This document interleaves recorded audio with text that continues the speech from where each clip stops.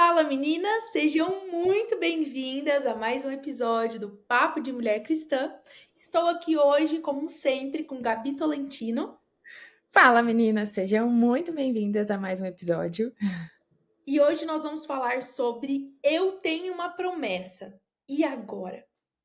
Talvez você se pergunte, mas calma aí, Marília, tô chegando aqui agora, acabei de conhecer Jesus. O que é isso? Eu tenho uma promessa. Trazendo de modo simples e fácil, assim, de uma linguagem simples, o que é uma promessa? Nós temos inúmeras, milhares de promessas num tal de livro, num tal de um livro chamado Bíblia. Nesse livro a gente Isso, já tem Marília, mostra sua Bíblia nova, que ela é perfeita. maravilhosa, maravilhosa. E a gente tem inúmeras promessas que são para todos aqui na Bíblia, né? Todas as promessas que Deus tem para nós, ela tá aqui. E só que ao longo da nossa jornada, muitas vezes Deus vai nos dar palavras específicas, né? Como que Deus nos dá essas palavras específicas? Através talvez de sonhos, visões, profecias, que são as palavras proféticas, palavras de conhecimento. Quando a gente está, às vezes, no nosso devocional, de todo dia a gente está lá, mas de repente tem um versículo que salta no nosso olho, é como se saltasse e entrasse no nosso coração a palavra rema mesmo, sabe? Aquela palavra que dá significado para algo em nós. É uma palavra do Senhor para você também. Então Deus fala conosco de inúmeras formas. Eu, por exemplo, quase nunca, assim, poucas vezes eu tive sonhos, né? Não é algo que o Espírito Santo usa para falar comigo. Quando Eu Deus também quer falar não. quando Deus quer falar comigo, geralmente ele usa uma palavra profética, alguém me entrega uma palavra, geralmente é a maneira mais usual de Deus falar comigo. Mas eu conheço amigas e pessoas que Deus fala muito com elas em sonhos, de revelar visões, assim, sonhos completos de visões que elas tiveram ou visão aberta também, enfim, inúmeras formas de Deus falar conosco. E quais são as características dessas palavras que nós recebemos que são promessas de Deus? Elas não fazem sentido com a nossa realidade, nem um pouco. Elas não são viáveis para a nossa realidade e elas são improváveis. Se a gente olha para elas hoje, elas são improváveis. E eu ouso dizer, isso não é bíblico, é um pensamento meu, que muitas vezes elas não vai ter nada a ver com o que você já faz, ou nada a ver com a sua área de influência, ou nada a ver com coisas que são fáceis e tranquilas para você fazer hoje.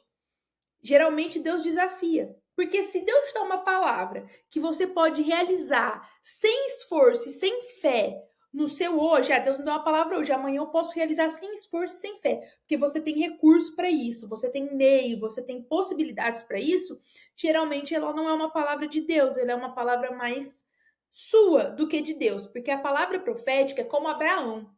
Deus chega para Abraão, para um homem de mais de 100 anos de idade, um pouquinho menos, depende, Deus fala com Abraão várias vezes, né? Mas para um homem de uma idade avançadíssima e fala assim: você vai ser pai de multidões. Abraão nunca conseguiu ter um filho com Sara, como ele seria pai de multidões? Né? Essa é a palavra de Deus para você. Não, Gabi, você vai ser isso, aquilo e não é nada com o que a Gabi faz hoje ou que a Gabi vê possibilidade de fazer hoje. Essa é a palavra, essa é a promessa que Deus nos dá. Então eu quero te lembrar, e muito importante também, eu já quero começar falando isso agora, eu já falei isso outras vezes, mas anote as palavras de Deus. Sabe por quê? Às vezes a gente está num culto com a presença do Espírito Santo, alguém dá uma palavra pra gente, alguém, enfim, anote, porque o tempo passa e às vezes nós esquecemos daquilo que Deus falou. Nós esquecemos daquela palavra. Eu tenho o hábito de ter um caderninho e eu anoto. Por mais que hoje, em 2014, não era assim. Mas hoje a gente tem bloco de notas no celular, né? E gravador, eu gravo também. Às vezes, quando alguém tá orando por mim, eu tenho esse Por que hábito. 2014, Marília? Ah, foi o ano que você se converteu? É, 2013, amiga, no meu último ano de faculdade, não tinha WhatsApp ainda, Ah, tá, entendi. né? Sim. Eu Eu tô falei, pensando, por que que ela pensou 2014 não tinha porque, tipo assim, há muitos anos atrás não tinha essa ainda? facilidade de bloco de notas ali. A gente não tinha nem. Eu lembro que eu fui ter o WhatsApp no meu segundo ou terceiro ano de faculdade. Não existia, era tudo SMS, né? Enfim, os celulares não eram tão tecnológicos como são hoje, que você pode sacar do bolso e clicar ali e gravar algo. Então, anote as palavras de Deus, sabe? E se a gente começa a anotar, a gente vê uma sequência do que Deus está falando conosco, que é muito interessante. Porque o que eu faço, todas as vezes que eu tô sem fé, todas as vezes que eu tô naquele período assim, meu Deus, não vai acontecer, ou eu tô meio para baixo, eu pego esse caderninho e eu começo a ler ele de novo desde o meu começo da minha caminhada com Jesus. Isso me dá esperança, isso me dá motivação, gera fé no meu coração. Então, resumindo, isso é uma palavra profética. É uma palavra que Deus libera especificamente sobre você. Então, quando você recebe isso, e aí? O que você vai fazer com isso agora? O que nós fazemos com isso agora, Gabi? Eu acho legal a gente pontuar que o que a gente vai fazer vai depender muito de como está o nosso coração para receber essa promessa. Porque quando a gente recebe a promessa, eu lembro de. Às vezes a gente fica buscando a promessa, gente. Eu estava até Sim, lembrando com a Mar, um dia que eu falei: Marília, eu quero muito uma resposta de Deus. Eu vou procurar um profeta. O que você acha? Você acha que é errado? E aí a Marília me respondeu: a promessa persegue o a palavra profética te encontra. te encontra, é isso aí. A palavra profética te encontra. E eu fiquei pensando exatamente nisso. E foi num momento, eu gosto até de compartilhar isso. Acho que eu nunca compartilhei aqui antes isso no podcast. Mas eu estava muito em dúvida em algumas decisões que eu tinha que tomar, em algumas coisas que precisavam acontecer na minha vida em 2024.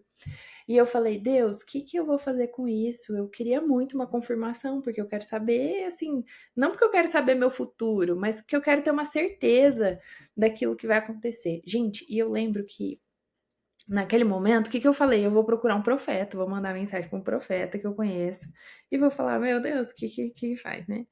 E na hora eu falei, tá bom, vamos orar e pensar e tal. E naquele momento, no meu momento de devocional, gente, foi, nossa, as coisas que Deus faz que a gente não entende.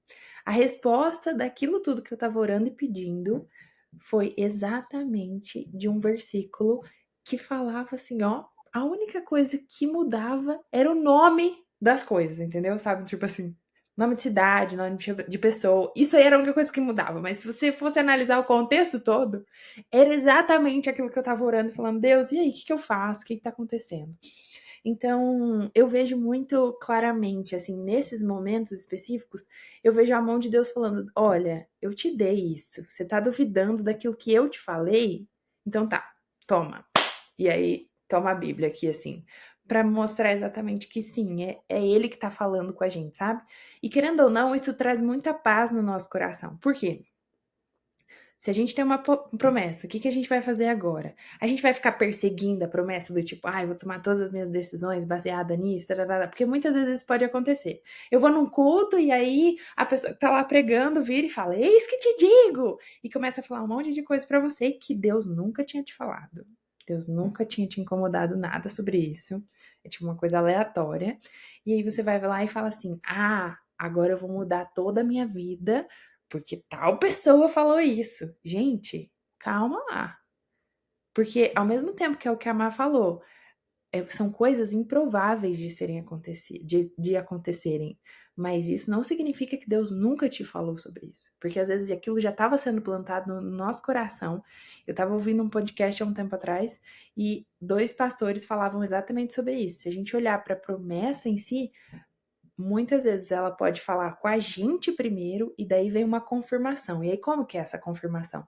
Vem através de pessoas, vem através da Bíblia, vem através do que for, porque Deus ele pode usar até a mula para falar com a gente. Então, eu não esqueço da minha época de vestibular, que Deus usou uma revista de vestibulando para confirmar aquilo que já estava no meu coração. Então, assim, Deus ele pode usar todas as coisas para confirmar aquilo que já tem. Mas a gente não precisa ficar perseguindo aquilo. Claro que a gente vai olhar para aquilo e se realmente faz sentido para nossa vida, eu vou olhar e vou falar: Deus, tá bom. Se aqui, o clássico, né, que a gente ouve, eu vou ser um missionário pelas nações, tá bom? Você tem passaporte? Você sabe falar outras línguas? Você sabe fazer aquilo? Então, tipo, eu tenho uma promessa. E aí, o que eu tenho que fazer sobre aquilo? Se Deus já tá me preparando, o que eu tenho que fazer sobre aquilo? Para eu vir para cá, para os Estados Unidos, eu não sabia que eu viria para os Estados Unidos, certo? Eu só sabia que Deus ia me mandar para algum lugar, mas era por um tempo determinado. Agora eu tô aqui por um tempo indeterminado. Eu não sabia que Deus ia me mandar para algum lugar. O que eu comecei a fazer? Aulas de inglês. Falei, Deus, é isso? Adiantou? Não, mas assim, mas assim, eu comecei. Eu dei os primeiros passos. Eu sabia que fazia parte daquilo que Deus estava preparando meu coração para fazer. Então, a partir do momento que eu recebo aquela promessa, eu vou mudar, às vezes, algumas coisas da minha vida que caminham para essa promessa, mas não que eu vá transformar a minha vida para viver com foco nessa promessa. Eu vejo muitas vezes recebendo promessas do tipo, eu vou para a África. E aí a pessoa só vive em função de ir para a África. Não, a nossa vida é a nossa vida geral. A gente ainda tá vivendo o tempo presente, porque se a gente pensar só na África, eu vou estar pensando só no futuro, e não, é o tempo presente aqui que conta. Então, o que eu tô fazendo aqui no presente, no meu círculo de amigos de agora, no meu trabalho agora, naquilo que eu tô vivendo agora, na minha família agora, em tudo. Então, eu tô olhando pro presente e, claro, com o alvo, com os olhos pro alto, com os olhos pro futuro, mas eu tô vivendo o tempo presente aqui. E eu acho assim, né, que seja intencional com essa palavra que Deus te deu, mas também saiba ponderar, entendeu? Às vezes as pessoas buscam ser tão intencionais, que é o que a Gabi falou. Elas vão, tipo assim, colocando os pés pelas mãos e querendo viver coisas que não é para elas viverem ainda. Eu acho que o maior desafio da vida cristã é saber iniciar e encerrar ciclos, começar e finalizar estações, entender portas que você tem que abrir naquele momento e portas que você tem que fechar, né? E não escancarar portas antes do tempo e nem fechar portas antes do tempo. Eu acho que ser intencional, acreditar, se isso fizer sentido para você, orar e pedir uma confirmação para Deus, mas também, né, entender e viver o hoje, entender que o nosso Deus, por exemplo, como Davi, como foi com Abraão? Quantos anos demorou desde quando Abraão recebeu a promessa, olha, você vai ser pai de multidões até acontecer? Muitos anos. Davi tem estudos que falam que foi cerca de 15 a 17, outros falam 20 anos. Eu fico pensando, eu tava relendo a história de Davi essas semanas, né? Vocês podem até ver que os últimos devocionais sempre tem a história de Davi, porque é a fase que eu tô vivendo e lendo essa história novamente. E assim, é muito engraçado, porque Davi tava lá no pasto, quietinho, não queria saber disso, tava lá cuidando do rebanho do pai. De repente chega um homem na casa dele, unge ele e fala que ele tá sendo ungido porque ele vai ser um novo rei de Israel. Aí eu penso, Davi tava lá quietinho, não queria nada disso. Aí chega o homem, unge ele, gera expectativa no coração dele. De repente, Davi tá lá na caverna de Adulão, numa caverna escondido com as piores pessoas. A Bíblia conta que, se você for estudar isso também, as pessoas mais desprezíveis daquele tempo, mais assim, improváveis, que não tem prestígio nenhum na sociedade, estava lá com Davi. Naquela caverna de Adulão. De repente, aí depois da caverna, Davi começa a se esconder em lugares estratégicos, fugindo de Saul, porque ele começa a ser perseguido. E aí tem conversas de Davi com Deus na Bíblia, nessa fase da vida dele, que ele fala, que Davi pergunta, Deus, Saul vai vir me perseguir? Deus fala, vai, mas eu tenho que fugir daqui? Tem. E aí Davi chega a falar, eu não sei se eu vou ser morto hoje ou não. Eu não sei se hoje vai ser o meu último dia de vida ou não. Aí eu penso, meu Deus, o que devia passar pela cabeça de Davi nesse momento? Calma aí, aquele cara foi lá, aquele profeta foi lá na minha casa, me ungiu, e aí agora Saul tá querendo me matar? Tipo, que loucura é essa? Porque quando a gente pensa na vida de Davi, o que a gente pensa? O cara que matou Golias, o gigante, ou Davi, o rei Davi. Mas a gente não entende que tem um processo aí Desde aquele dia que ele foi ungido por Samuel até a promessa se cumprir, teve muita perseguição, teve muita batalha, teve muito sangue derramado, né? Teve muito. A Bíblia fala que Davi fugia e ele ia para lugares seguros. Então, assim, ele estava num lugar seguro porque ele estava na presença de Deus, mas ele tinha que fugir a todo tempo. Era uma vida assim caótica. Então é mais ou menos isso que acontece conosco também, né? Às vezes a gente pensa, uau, recebi uma promessa, vai acontecer agora. E Deus tá falando, não, calma aí, vai demorar talvez 10, 12, 15 anos. Algumas vão acontecer mais rápido, outras não. Porque você viveu uma promessa com um caráter que não suporta essa promessa, não é bênção, é destruição para sua história. Então Deus se preocupa com você.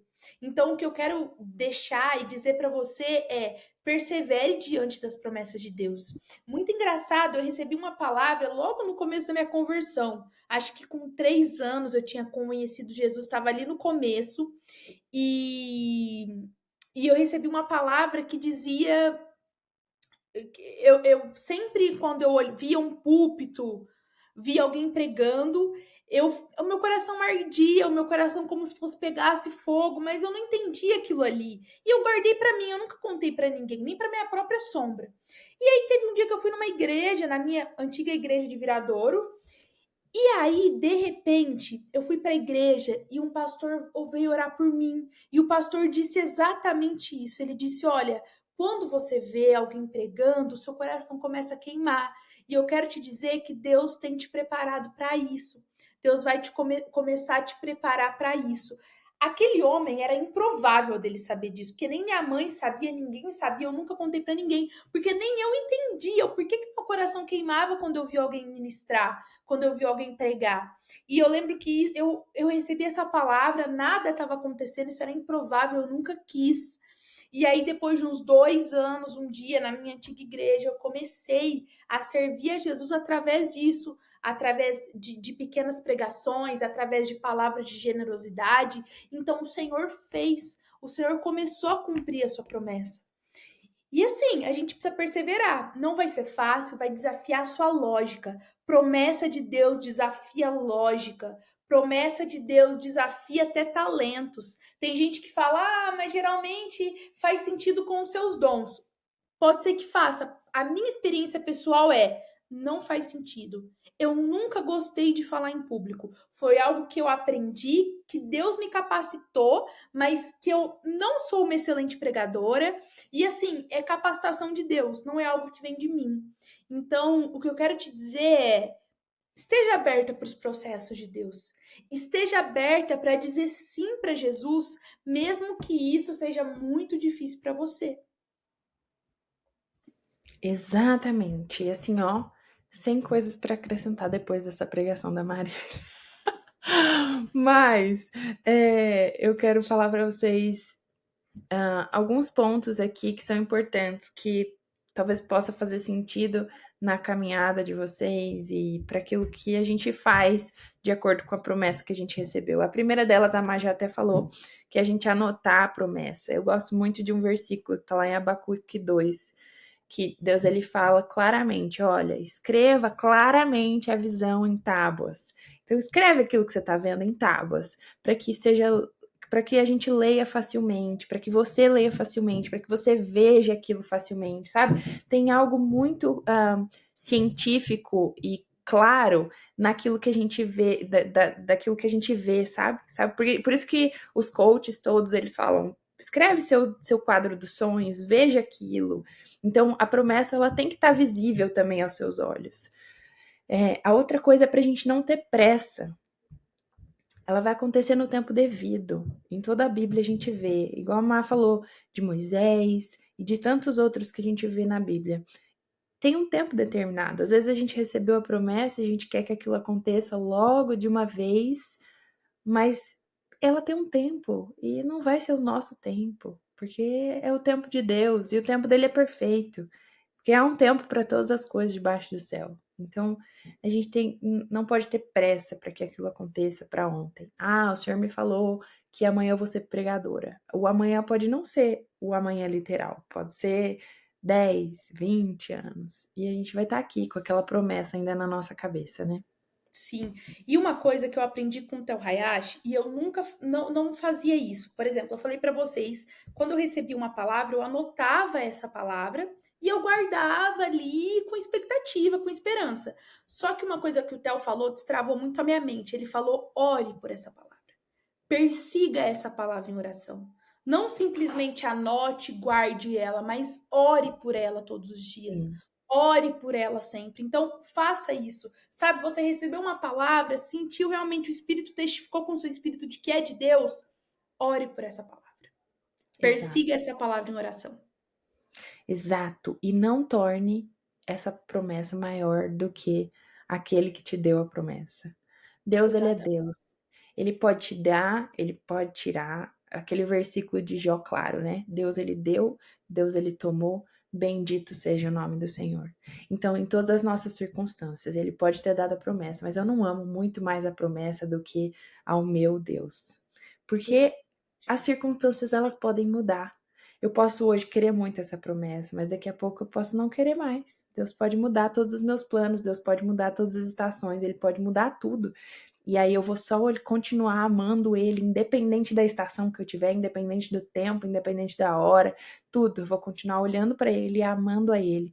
E eu não quero nem que a minha vida, que eu persiga muito mais a promessa do que o Deus que me deu essa promessa. É verdade. Amém. Amém. Meu Deus.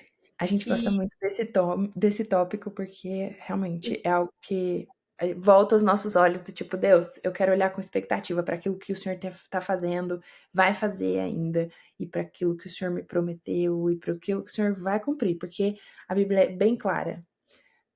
O Deus que prometeu, ele é fiel para cumprir amém. todas as coisas. Verdade. Então, que você, assim, se agarre nessa verdade e que você viva essa verdade em todas as áreas da sua vida. Amém. Que Deus te abençoe e até o nosso próximo episódio. Tchau, tchau. Tchau, meninas!